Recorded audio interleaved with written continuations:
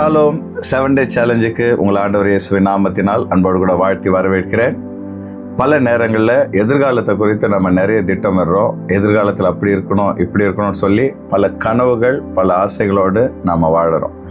சில நேரங்களில் கடந்த காலத்தை நினச்சி நாம் வருத்தப்படவும் செய்கிறோம். ஐயோ, கடந்த காலத்தில் இதெல்லாம் நான் செய்யாமல் இருந்திருந்தால் நல்லா இருந்திருக்குமேன்னு சொல்லி கடந்த காலத்தை நினைத்து சில நேரங்களில் நாம் கஷ்டப்படுறோம். ஆனால் நிகழ்காலம் அப்படின்னு ஒன்று இருக்கிறத பல நேரங்களில் நாம் மறந்துடுறோம். ஆகவே இந்த நாளில் நிகழ்காலத்தில் வாழும்படி உங்களுக்கு ஒரு சவாலை வைக்க விரும்புகிறேன். ஆயத்தமாக இருக்கிறீங்களா?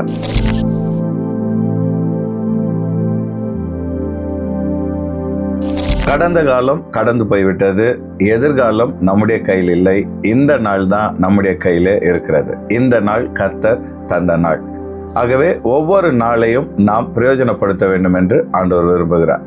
ஒவ்வொரு நாளையும் பிரயோஜனப்படுத்த என்ன செய்யணும்னு சொல்லி ஒரு 3 விஷயங்களை உங்களோடு வேகமாக நான் பகிர்ந்து கொள்ள விரும்புகிறேன். முதலாவதாக, ஆண்டவர் நேற்றும் இன்றும் என்றும் மாறாதவராக இருக்கிற தேவன் இன்றைக்கு உங்களோடு இந்த நிமிஷத்தில் இருக்கிறார் என்பதை விசுவாசியுங்கள். ஏசாயா 41:10 நம்ம பார்க்குறோம். நீ பயப்படாதே, நான் உன்னுடனே இருக்கிறேன். திகையாதே, நான் உன் தேவன். நான் உன்னை பலப்படுத்தி உனக்கு சகாயம் பண்ணுவேன். என் நீதியின் வலது கரத்தினால் உன்னை தாங்குவேன். ஆண்டவர் நிகழ்காலத்தின் தேவனாக இருக்கிறார். நான் உன்னுடனே இருக்கிறேன் அப்படின்னு சொல்லி இங்கே வாக்களிக்கிறதை பார்க்கிறோம். நாளைக்கு ஆண்டவர் எனக்கு ஒரு அற்புதம் செய்வார், நாளைக்கு அவர் என்னோடு கூட இருப்பார் அப்படின்றத நம்பிக்கை நல்லது. ஆனால் இப்பொழுது இந்த நிமிஷத்தில் கர்த்தர் என்னோடு இருக்கிறார் என்கிற நம்பிக்கையோடு கூட இந்த நாளை நாம் கடந்து செல்ல கர்த்தர் நம்மை அழைக்கிறார். இரண்டாவது, ஆண்டவர் இயேசு இன்னைக்கு ப்ரெசண்ட்டில் வாழுங்க, நாளைய தினத்தை குறித்து கவலைப்படாதீங்கன்னு சொல்லி தெளிவாக மலை பிரசங்கத்தில் சொல்லியிருக்கிறார். மத்தேயு 6வது அதிகாரம் 34வது வசனத்தில், ஆகையால் நாளைக்காக கவலைப்படாதிருங்கள், நாளைய தினம் தன்னுடையவைகளுக்காக கவலைப்படும், அந்தந்த நாளுக்கு அதன் பாடு போதும் அப்படின்னு சொல்லி ஆண்டவர் சொல்லியிருக்கிறார். அதாவது ஒவ்வொரு நாளுக்கும் என்று சில பாடுகள் இருக்கு. அப்போ நாளை தினத்துக்குன்னு இருக்கிற பாடுகளை நம்ம இன்னைக்கே யோசிச்சுட்டு இருந்தோம்னா இன்னைக்கு ஆண்டவர் வச்சிருக்கிற மகிழ்ச்சியை நாம இழந்து போயிடுவோம். நாளைக்கு உரிய பாரத்தை இன்னைக்கே நம்ம சுமக்கிறதுனால நமக்கு என்ன பிரயோஜனம்? அதனால இன்னைக்கு நாளை தினத்தை குறித்த எதிர்காலத்தை குறித்த கவலையோடு இந்த வார்த்தையை நீங்கள் கேட்டுட்டு இருப்பீங்கன்னா ஆண்டவர் இயேசு சொல்றாரு, அந்த கவலையெல்லாம் தூக்கி போட்டுமா, போட்டு விடு மகனே மகளே, நான் உன் கூட இருக்கிறேன், இன்னைக்கு நான் உன்னை நடத்துவேன், நாளை தினத்தை குறித்து இன்னைக்கு நீ கவலைப்படாத, இந்த நாள் நான் உனக்கு தந்த ஒரு கிஃப்ட்டு, ஆகவே இந்த நாளில் நீ சந்தோஷப்பட்டு களி கூறுன்னு சொல்லி ஆண்டவர் இயேசு உங்களை அழைக்கிறார்.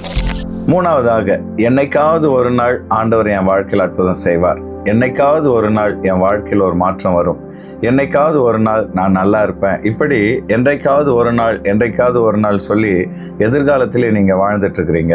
ஆனால் ஆண்டவர் சொல்றாரு, என்றைக்கோ அல்ல, இன்றைக்கு நான் உனக்கு ஒரு அற்புதத்தை செய்ய என்னால் முடியும் என்று ஆண்டவர் சொல்றார். அதனால தான் 2 கொரிந்தியர் 6:2 நம்ம பார்க்குறோம், அனுக்கிரக காலத்திலே நான் உனக்கு செவி கொடுத்து இரட்சணிய நாளிலே உனக்கு உதவி செய்தேன் என்று சொல்லியிருக்கிறாரே, இதோ இப்பொழுதே அனுக்கிரக காலம், இப்பொழுதே இரட்சணிய நாள். வேதம் தெளிவாக சொல்லுது, இப்பொழுதே உனக்கு ஆண்டவர் அனுக்கிரகம் பண்ணுகிற ஒரு காலம், இப்பொழுதே அவருடைய ரட்சிப்பின் நாள், உனக்கு விடுதலை கொடுக்கிற, உன்னை ஆசீர்வதிக்கிற நாள். ஆகவே என்னைக்கோ ஒரு நாள் எனக்கு அற்புதம் நடக்கும்னு சொல்லி எதிர்காலத்தில் நீங்கள் வாழ்ந்துட்டு இருப்பீங்கன்னா இப்போ ஆண்டவர் சொல்றாரு, இப்பொழுது இந்த நொடியில் நான் உனக்கு அற்புதத்தை செய்ய முடியும். இதோ ஒரு புதிய காரியத்தை செய்கிறேன், இப்பொழுதே அது தோன்றும், நான் வனாந்தரத்திலே வழிகளையும் அவாந்தர வெளியிலே ஆறுகளையும் ஓட பண்ணுவேன் என்று ஆண்டவர் வாக்களிச்சிருக்கிறார் இல்லையா? அதனால நீங்க இப்பொழுது இந்த நாளிலே கர்த்தர் என்னோடு இருக்கிறார் என்பதை விசுவாசிப்பீர்கள் என்றால் நிச்சயமாக இந்த நாளிலே உங்களுடைய மாற்றம் துவங்கும். ஆண்டவர் நிச்சயமாக நீங்கள் நினைப்பதற்கும் வேண்டுவதற்கும் அதிகமாய் உங்கள் வாழ்க்கையிலே செய்வார். எதிர்காலத்தையே நினைச்சு ஏக்கத்தோடு வாழறதை விட, கடந்த காலத்தை நினைச்சு கண்ணீரோடு வாழறதை விட, இந்த நாளில் சந்தோஷமாய் வாழ ஒரு 3 ஆலோசனைகளை வேகமாக உங்களோட நான் பகிர்ந்து கொள்ள விரும்புகிறேன். முதலாவதாக, ஒவ்வொரு நாளையும் ஆண்டவருடைய பாதத்தில் அமர்ந்து அமைதியாக துவங்குங்க. காலையில் எழுந்த உடனே அறக்க பறக்க வேலைகளை துவங்கி அவசரமாக நீங்கள் காரியங்களை செய்கிறது பதில், எழுந்தவுடன் முதல் ஒரு 10 நிமிஷம் உங்கள் மனசை அமைதிப்படுத்தி, மனமே அமைதியாக இரு, நாளை தினத்தை பற்றி கவலைப்படாத. முதல்ல அப்பா பாதத்தில் போய் உட்காருன்னு சொல்லி தேவனுடைய சமூகத்தில் காலையில் எழுந்தவுடன் முதல் 10 நிமிஷம் உட்கார்ந்து பாருங்கள். அந்த நாள் உங்களுக்கு ஒரு ஆசீர்வாதமான நாளாக மாறும். 2வது, இந்த நாளை மகிழ்ச்சியாக நீங்கள் நடத்தணும் அப்படின்னா ஆண்டவருக்கு எப்பவுமே நன்றி சொல்லிக்கிட்டே இருங்க. நம்ம முறுமுறுக்க நம்முடைய வாழ்க்கையில் இருக்கிற கஷ்டங்களை நினச்சி அழ பல காரணங்கள் இருந்தாலும் நம்முடைய வாழ்க்கையில் ஆண்டவர் செய்த நன்மைகளை நினைச்சு அவருக்கு நன்றி சொல்ல 1000 காரணங்கள் இருக்கிறது. ஆகவே ஒவ்வொரு நாளும் கர்த்தர் உங்களுக்கு செய்த நன்மைகளை எழுதி வைங்க. அப்படி இல்லைன்னா மனசில் பதிய வச்சு அந்த நாள் முழுசும் ஆண்டவருக்கு நன்றி சொல்லிகிட்டே இருங்க. ஆண்டவரே, என் வாழ்க்கையில் நீங்கள் இவ்வளோ நன்மை செஞ்சுருக்கிறீங்களே, என்னை இவ்வளோ ஆபத்துலேருந்து காப்பாற்றினீங்களே, ஒவ்வொரு நாளும் என்னை போஷித்து ஒவ்வொரு நாளும் என்னை குறைவில்லாமல் நடத்துகிறீங்களே, நன்றியப்பான்னு சொல்லி நாள் முழுசும் நன்றி சொல்லிகிட்டே இருந்து பாருங்கள். உங்கள் மனசு நன்றியினால் நிரம்பும் பொழுது உங்களுடைய உடம்புல அது ஒரு புது பலனை கொண்டு வரும். அது மாத்திரம் இல்லை, உங்கள் உடம்புல புது பலன் வந்துட்டுச்சுன்னா நிச்சயமாக நாளை தினத்தை குறித்த ஒரு நம்பிக்கை உங்களுக்குள்ளே உருவாகிவிடும். ஆகவே எல்லா நேரமும் ஆண்டவருக்கு நன்றி சொல்லிகிட்டே இருங்க. உங்களுக்கு நன்மை செய்த மனிதர்களுக்கும் நன்றி சொல்லுங்கள். அந்த நாள் உங்களுக்கு சந்தோஷமான நாளாக மாறும். 3வதா, உங்களுடைய கவனத்தை சிதறடிக்கிற ஒரு வேலையை கான்சென்ட்ரேட் பண்ணி முடிக்க முடியாதபடி அடிக்கடி உங்களுடைய கவனத்தை சிதறடிக்கிற காரியங்கள் என்னன்னு சொல்லி கவனித்து அதையெல்லாம் உங்களை விட்டு அப்புறப்படுத்துங்க. இதனால தான் நமக்கு டென்ஷன் வருது. அந்த வேலை இந்த வேலை எதை முடிக்கிறதுன்னு தெரியாமல் நம்முடைய கவனம் சிதறதுனால ஒரு வேலையை முடிக்க முடியாமல் அந்த நாளில் நம்ம கவலையோடு முடிச்சிடறோம். ஆகவே முதல்ல உங்கள் செல்ஃபோனில் இருக்கிற நோட்டிஃபிகேஷனை ஆஃப் பண்ணி வைங்க. ஒன்றும் தலை போகிற அவசரம் ஒன்றும் இல்லை. அது மாத்திரம் இல்லை, ஒரே நேரத்தில் 4-5 வேலையை இழுத்து போட்டுக்கிட்டு எதை முடிக்கிறதுன்னு தெரியாமல் நீங்கள் டென்ஷன் ஆகிறத விட ஒரு நேரத்தில் ஒரு வேலையில் கான்சென்ட்ரேட் பண்ணுங்கள். அந்த வேலையை முடிச்சுட்டு அடுத்த வேலைக்கு நீங்கள் போனீங்கன்னா டென்ஷன் இல்லாமல் வேலையில் செய்ய முடியும்.